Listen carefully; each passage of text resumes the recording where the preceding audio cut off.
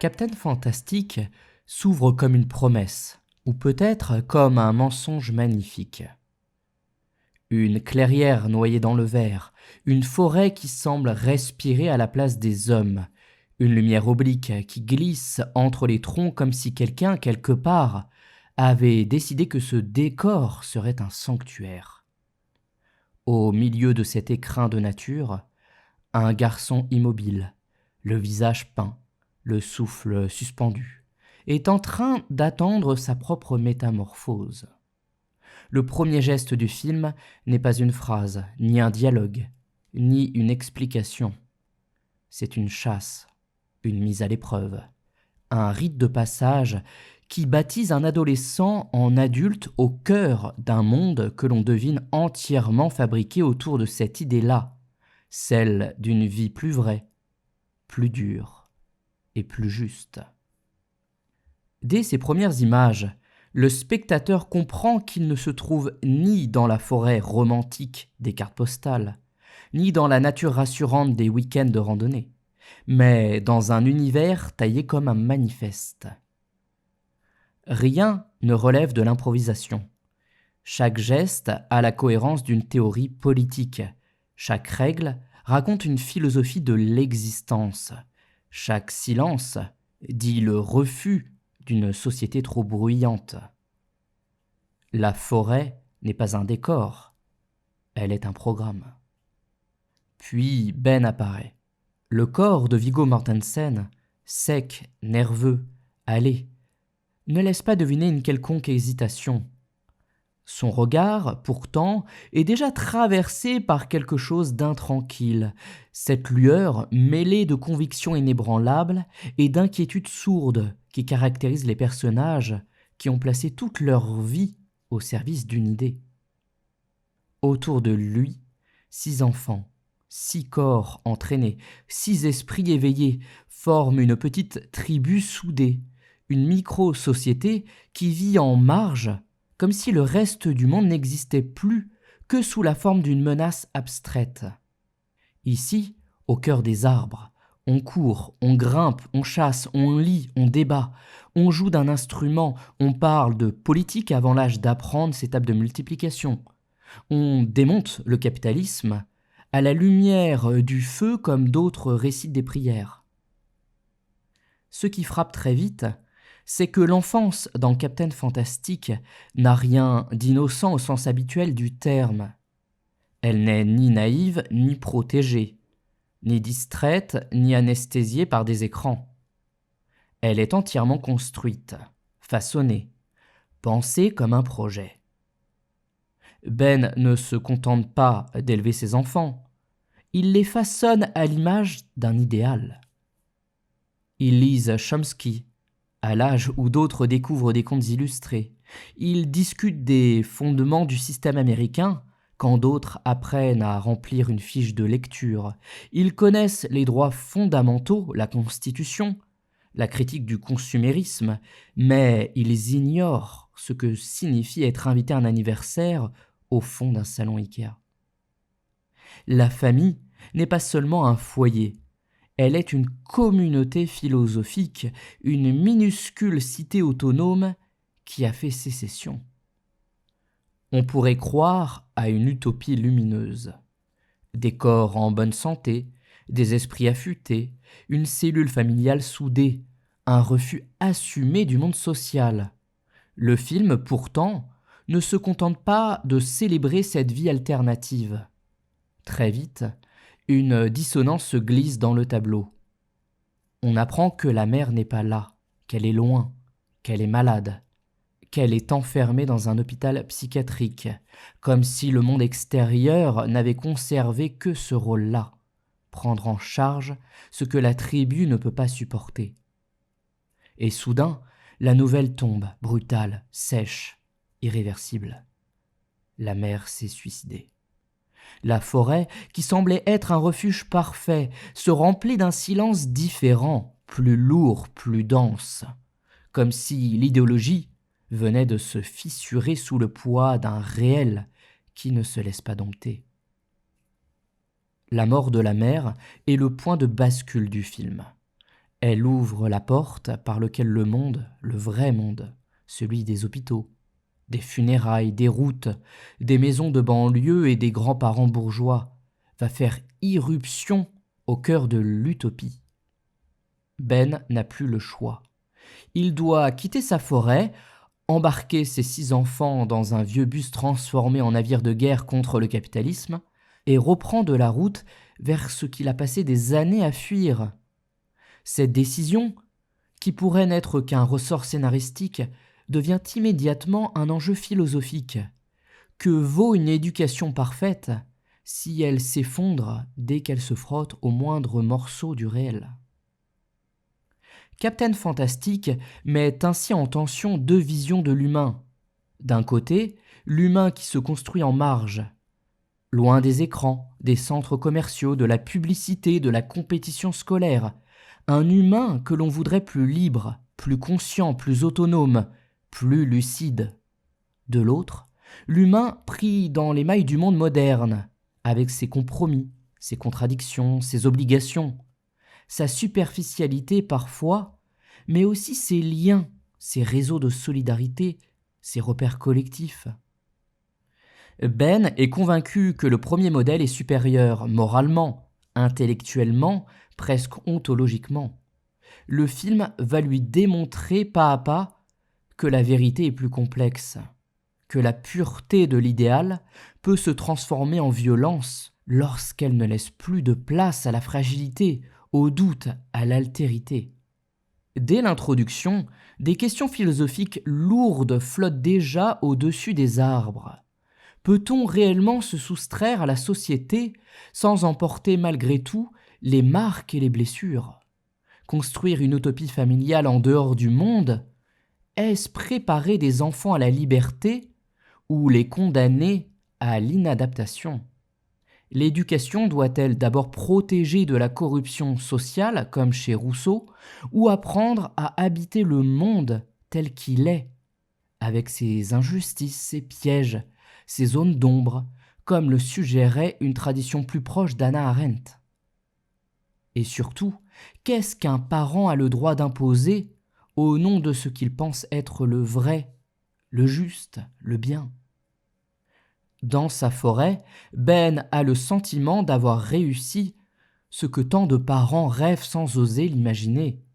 Des enfants cultivés, athlétiques, capables d'argumenter une thèse politique, de jouer d'un instrument, de décortiquer Marx, de débattre de foi, de loi, de désir, dans une communauté soudée par l'amour et la franchise.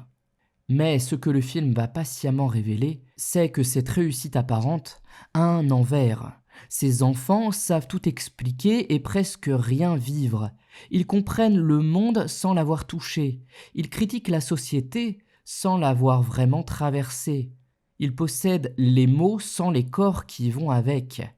Leur utopie est cohérente, brillante, séduisante. Mais elle flotte au-dessus du soi. Captain Fantastic n'est donc pas un pamphlet contre la société consumériste, ni un simple hommage à la vie en marge. C'est un film beaucoup plus ambigu, beaucoup plus subtil, qui met en scène la beauté d'un idéal et la violence qui peut naître lorsqu'il se referme sur lui-même.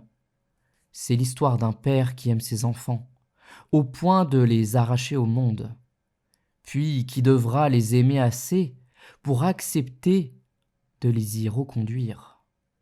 C'est l'histoire d'une famille qui croyait avoir trouvé la bonne distance avec la société et qui va découvrir que la seule vraie distance habitable se cherche sans cesse, qu'elle ne se fixe jamais une fois pour toutes. Dans cette émission, nous traverserons le film comme on suit un sentier qui quitte peu à peu la lisière de la forêt pour déboucher brutalement sur le goudron des routes.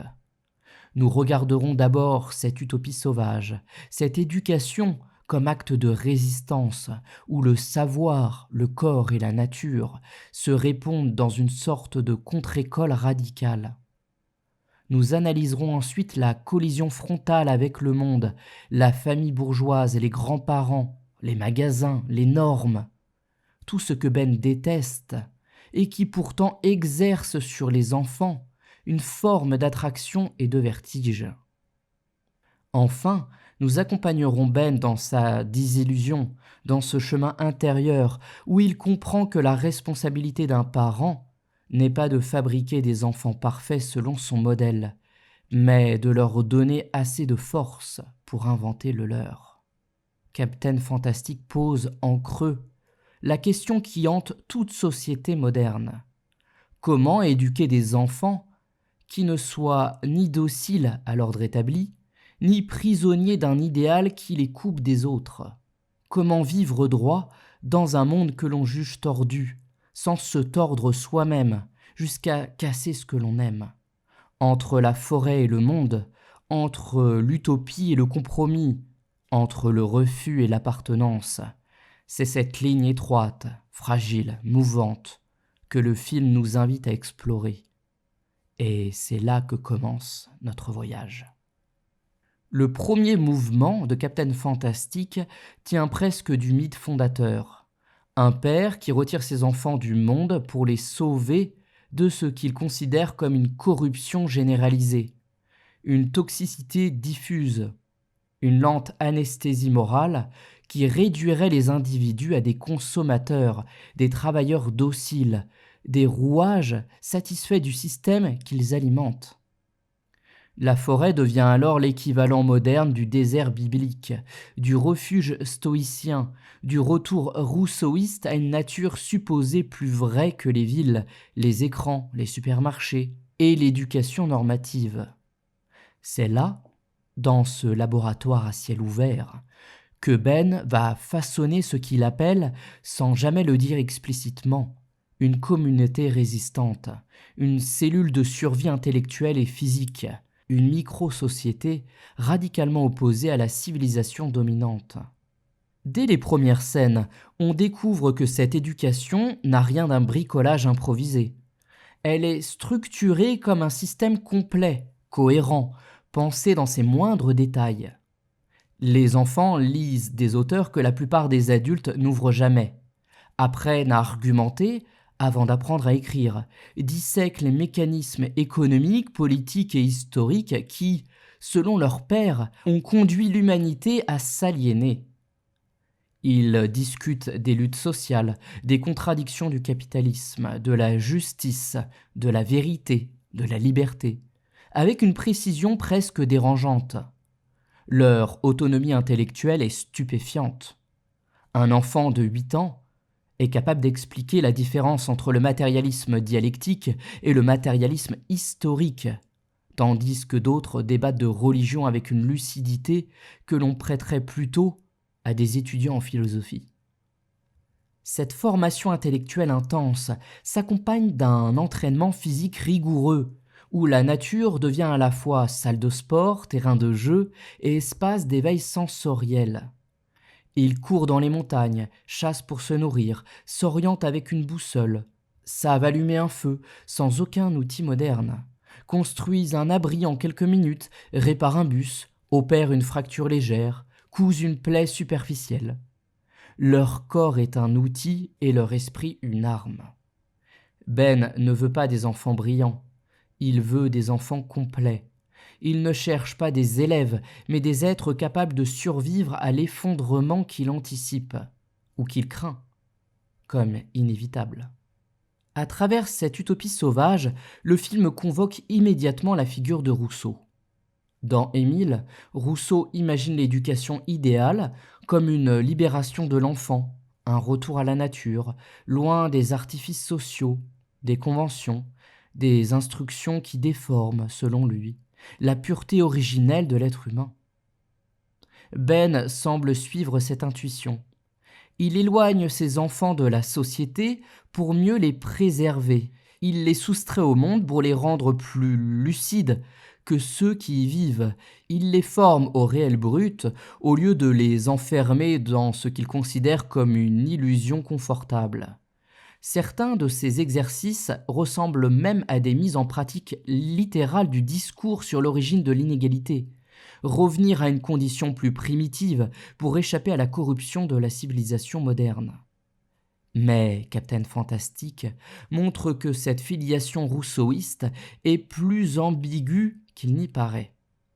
Car si Rousseau rêvait d'un enfant élevé par la nature, Ben, lui, impose un monde entièrement façonné par lui-même, un univers où chaque minute du quotidien est réglée par une intention pédagogique, un projet politique, une vision du monde qui, même radicale, n'en reste pas moins autoritaire.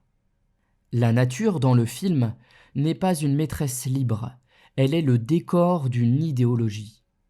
C'est ici que se glisse discrètement l'ombre d'Henry David Thoreau, le penseur de Walden, celui qui avait fait de la cabane et de l'autonomie radicale un laboratoire politique. Vivre en marge, non pour s'enfuir, mais pour ouvrir la possibilité d'une critique plus juste, plus lucide, plus tranchante.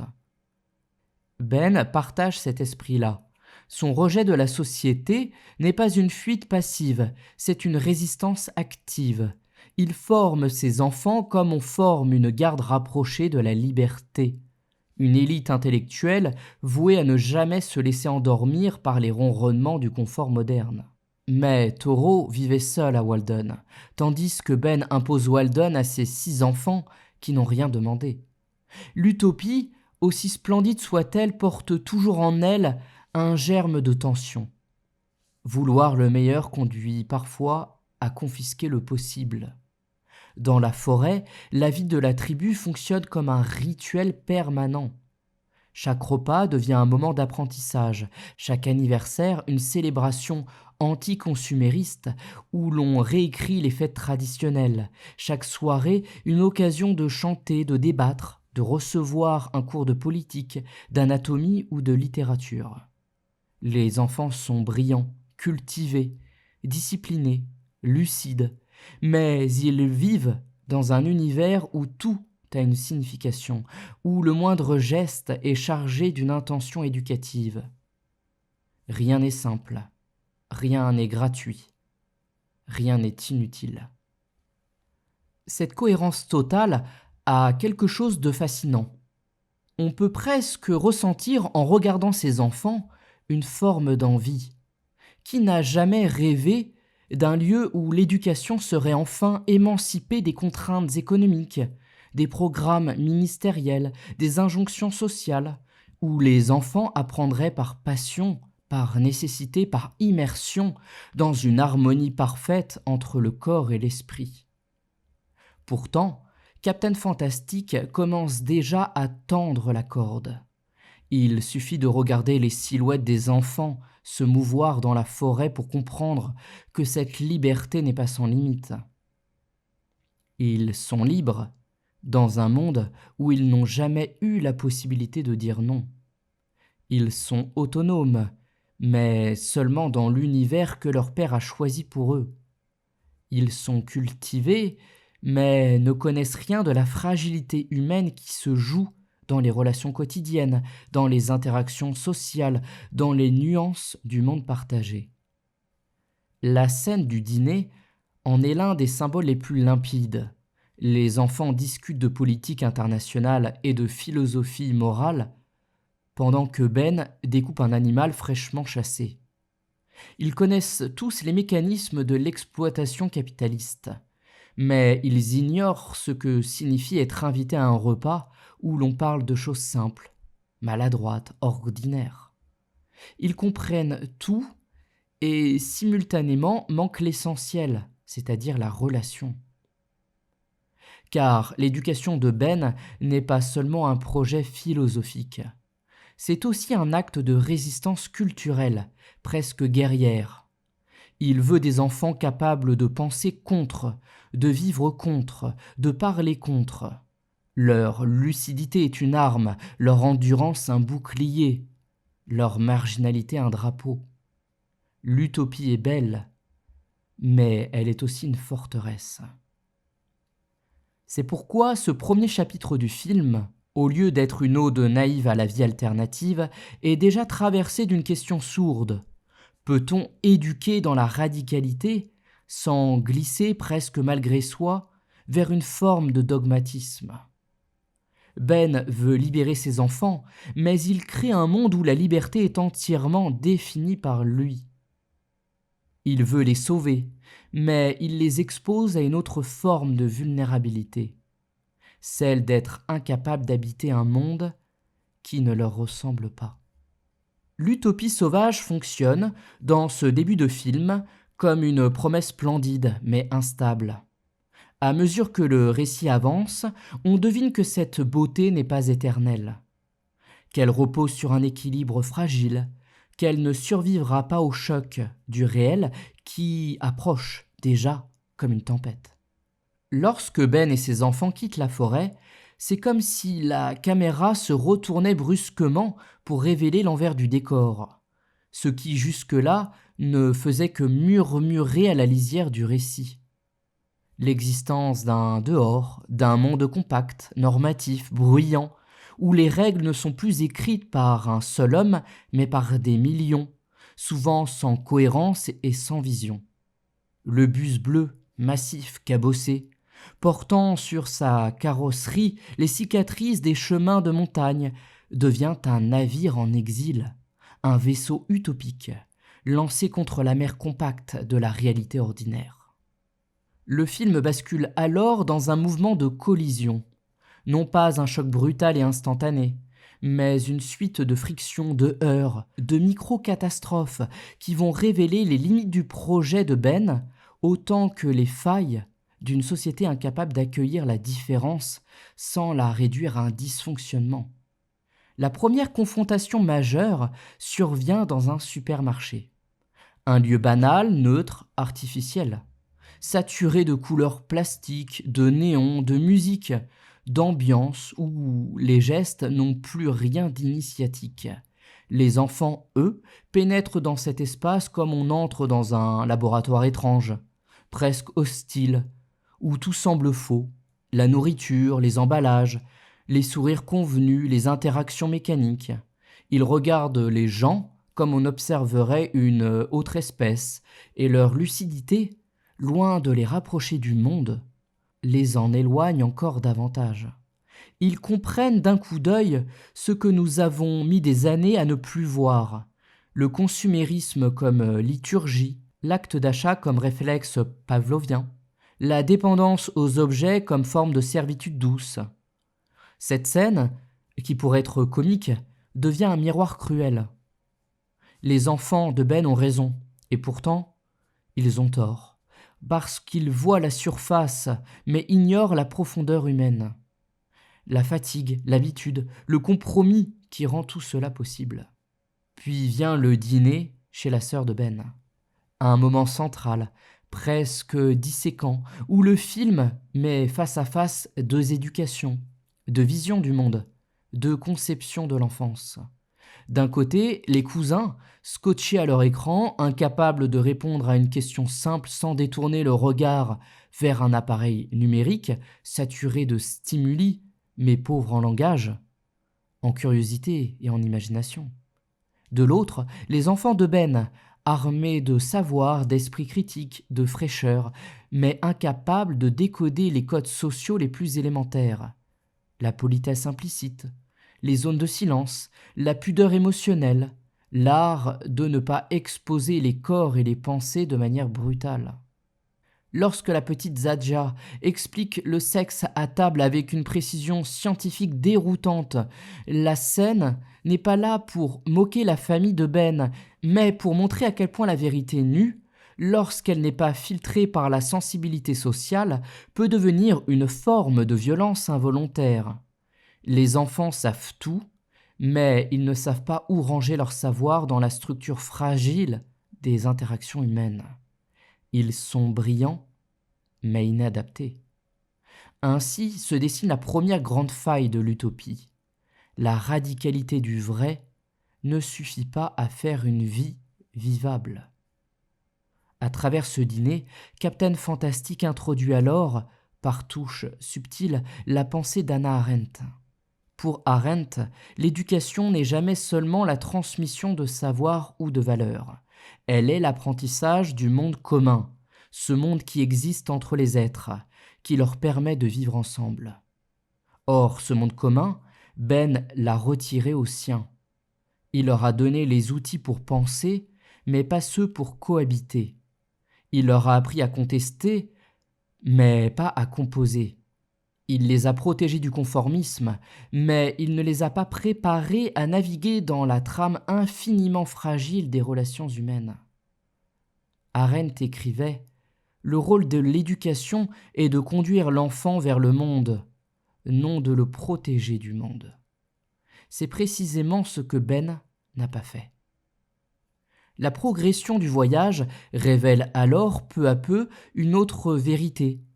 Plus la famille s'enfonce dans la société, plus le monde réel apparaît lui aussi fissuré, imparfait, incapable de tenir la promesse de normalité qu'il brandit. Les grands-parents, incarnation d'un confort bourgeois, sont persuadés que Ben est un danger, un illuminé, un père irresponsable, mais leur maison, impeccable, ordonnée, réglée au millimètre, exhale une forme de stérilité affective, comme si la structure sociale avait absorbé toute vitalité. Les cousins, qui manquent de tout ce que possèdent les enfants de Ben, la curiosité, l'autonomie, la pensée critique, ne semblent pas pour autant heureux, juste anesthésiés. La vertu du film est là. Il refuse la caricature. Il ne dit pas « la forêt est bonne et la société mauvaise », ni même l'inverse d'ailleurs.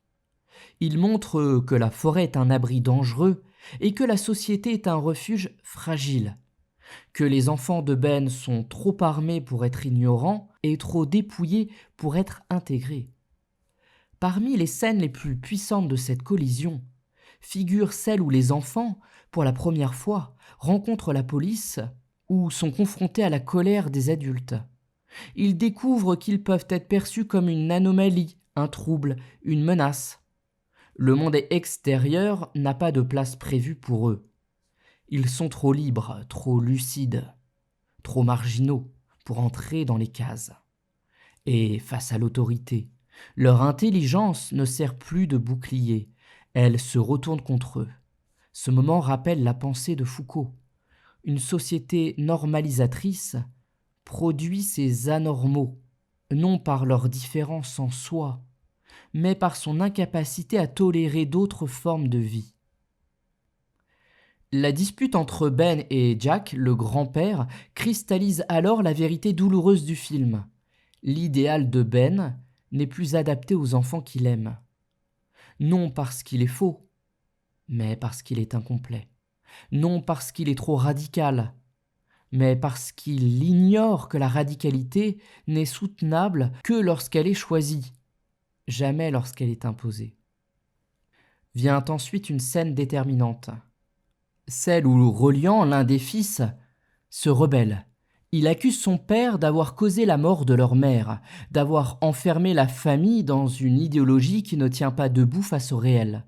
Ce n'est plus la société qui critique Ben, c'est un enfant, un être façonné par lui, qui lui renvoie la vérité nue.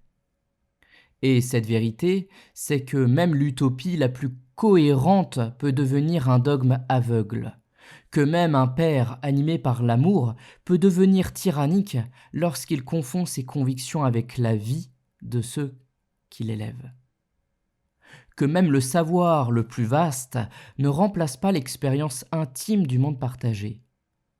La collision entre l'idéal et le monde produit alors un second mouvement, une fissure interne, un doute qui naît au cœur de la tribu, une brèche dans la certitude de Ben.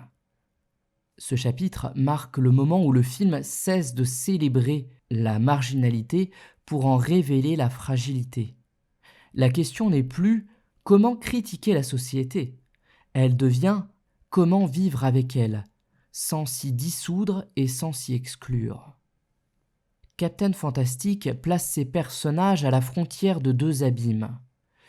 L'un, celui du conformisme, menace d'avaler leur liberté. L'autre, celui de la radicalité, menace de les séparer à jamais du monde. Et au milieu de ces deux gouffres, une question immense, silencieuse, s'impose à Ben. Comment élever des enfants libres sans les condamner à la solitude ? Le troisième mouvement de Captain Fantastic commence au moment précis où l'utopie cesse d'être un territoire à défendre et devient un miroir dans lequel Ben est enfin obligé de se regarder. Jusqu'ici, il avançait avec la faveur d'un prophète laïque, porté par une certitude presque mystique, celle d'avoir trouvé la voie juste, la vie vraie, l'éducation pure. Mais la mort de sa femme, les révoltes de ses enfants, la violence du monde extérieur qui se referme autour d'eux comme une mâchoire lente, obligent son idéal à faire une chose qu'il n'avait jamais anticipée, se fissurer. Et dans cette fissure apparaît, pour la première fois, le visage nu de la paternité, sans dogme, sans théorie, sans communauté idéale. Juste un homme, ses limites, et la nécessité de choisir entre son rêve et la vie de ceux qui dépendent de lui. Ce troisième chapitre est celui de la désillusion, mais pas dans le sens d'une capitulation amère. La désillusion ici est une forme de lucidité, presque un accomplissement spirituel, un passage de témoin intérieur, où Ben comprend que l'amour véritable n'est pas dans la protection absolue, ni dans la transmission intégrale d'une vision du monde, mais dans la capacité à accepter que les enfants s'éloignent, se contredisent, héritent différemment, parfois même renient une part de ce pour quoi il s'est battu. C'est ce point de bascule que Camus décrivait lorsqu'il précisait que la lucidité est la blessure la plus proche du soleil. Ben s'avance précisément dans cette zone où la clarté brûle, où la vérité décape, où il devient impossible de continuer sans renoncer à une part de soi. La scène où l'un des enfants manque de mourir en chutant d'un toit est le catalyseur brutal de cette transformation. Jusque-là, Ben pensait que son mode de vie, dur mais formateur, exigeant mais juste, ne comportait aucun danger qu'il n'aurait lui-même soigneusement évalué. Il croyait que la rigueur suffisait à conjurer le risque, que la vigilance permanente pouvait empêcher la tragédie. Puis l'accident survient, absurde, violent, inattendu. Comme si le réel rappelait à Ben que la nature n'est pas un décor pédagogique, mais un monde où le hasard existe, où l'erreur existe, où la fragilité existe. Pour la première fois, il comprend que l'utopie peut tuer, non par intention, mais par omission, et que l'amour, aussi pur soit-il, ne protège pas de la responsabilité. Cette scène fonctionne comme un effondrement intérieur. Ben vacille. Les enfants, d'habitude soudés autour de lui, le regardent avec une angoisse nouvelle. Ils découvrent que la force de leur père a une faille, que son assurance n'est pas infaillible, que son idéologie ne suffit plus à les tenir debout. Reliant, qui s'était déjà rebellé, trouve dans cet accident la preuve ultime que le rêve paternel a dépassé la ligne du danger acceptable. L'utopie devient alors un territoire hanté.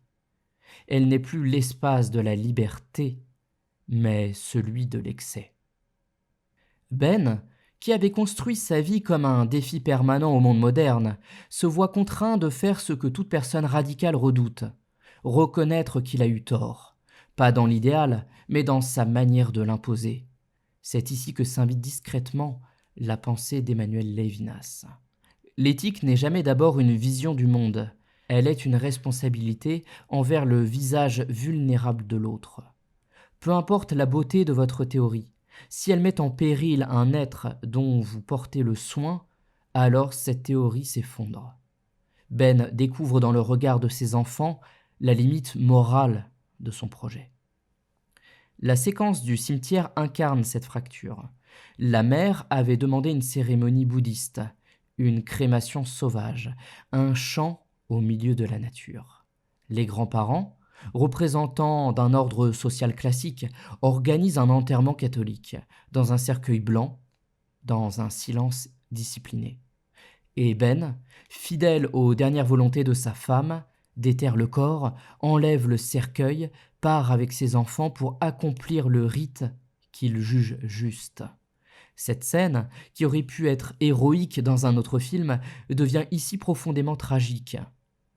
Elle n'est plus l'affirmation d'un idéal, mais un acte désespéré, borderline, où Ben semble lutter autant contre la société que contre lui-même. Il ne s'agit plus du courage de la dissidence, mais d'une incapacité à reconnaître que certaines batailles doivent se mener autrement que dans la confrontation. Le moment le plus bouleversant survient ensuite. Le fils aîné Beau annonce qu'il quitte la famille. Il a été accepté à plusieurs universités prestigieuses, Harvard, Yale, après avoir seul envoyé des candidatures. Sa décision n'est pas une trahison, c'est une affirmation. Elle appelle son père à ce qu'il n'avait jamais envisagé. Accepter que la liberté qu'il a cultivée produit logiquement la possibilité de s'émanciper de lui. Ben l'a éduqué à penser par lui-même. Il fait ce que toute pensée libre finit par faire, choisir sa propre voie.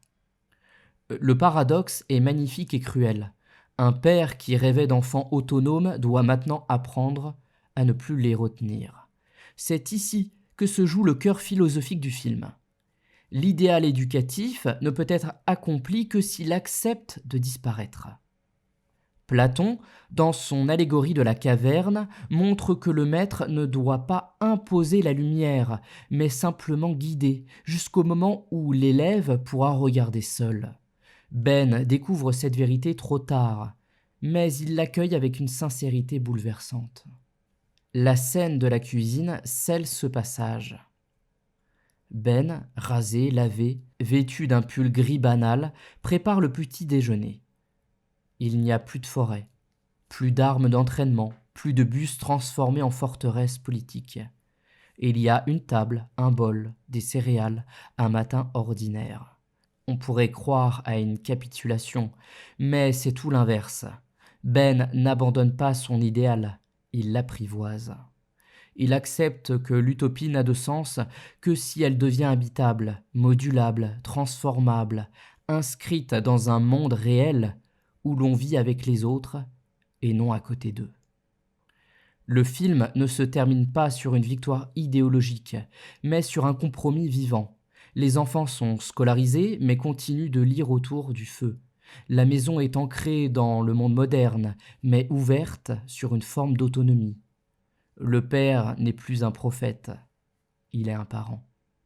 Dans cette dernière partie, Captain Fantastic fait de la paternité un chemin initiatique inverse. Ce ne sont pas les enfants qui grandissent à travers les épreuves, mais le père. Ben comprend que l'amour ne consiste pas à tenir, mais à dénouer, que protéger ne signifie pas enfermer, que transmettre n'est pas insuffler une vérité, mais rendre possible un discernement, et que l'éducation véritable n'est pas un territoire qu'on défend, mais un espace qu'on laisse grandir.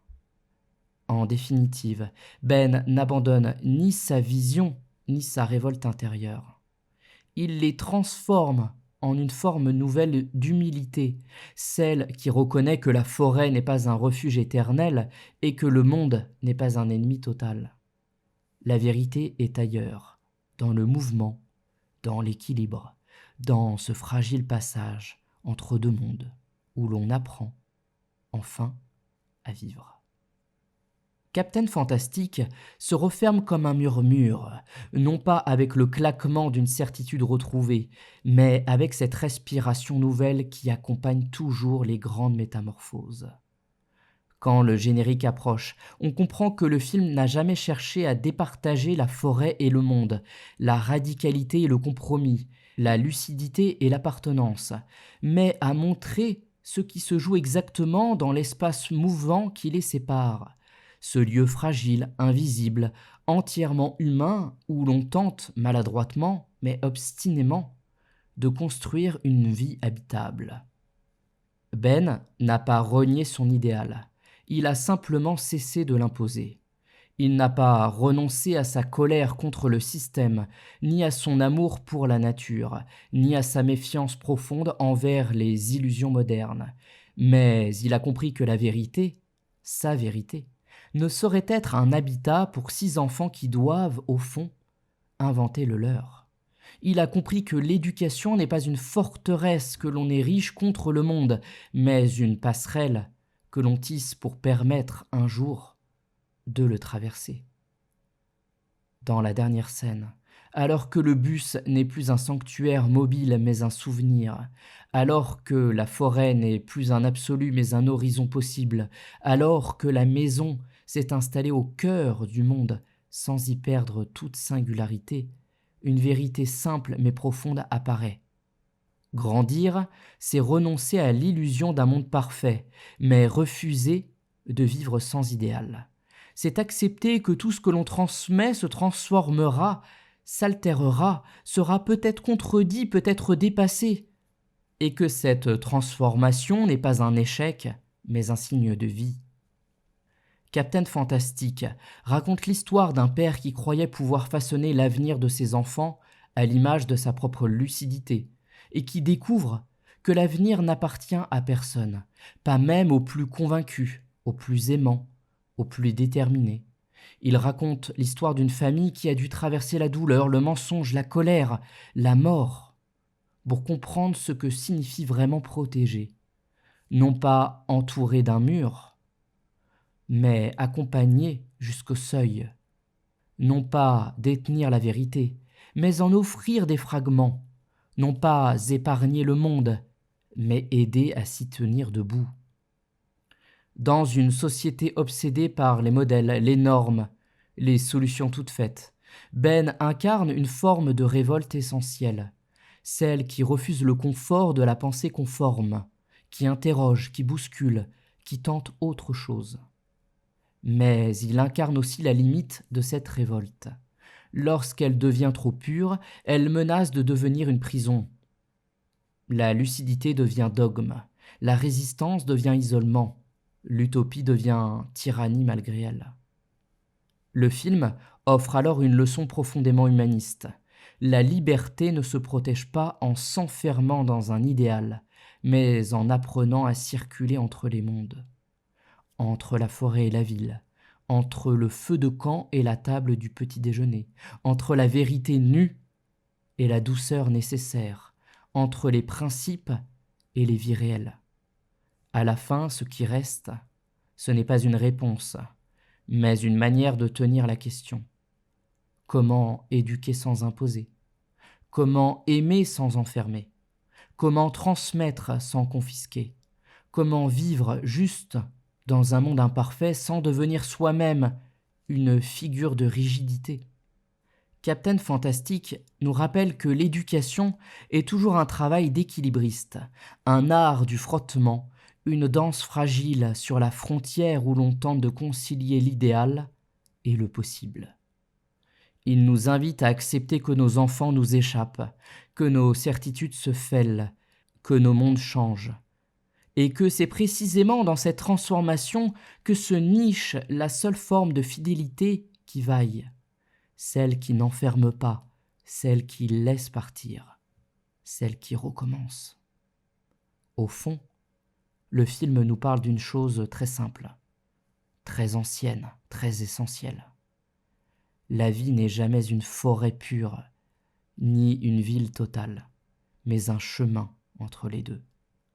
Et ce chemin, il nous appartient à chacun, parents, enfants, êtres en devenir, de l'inventer, jour après jour, avec nos doutes, nos forces, notre vulnérabilité, et cette obstination tranquille qui consiste, malgré tout, à chercher une vie qui fasse sens.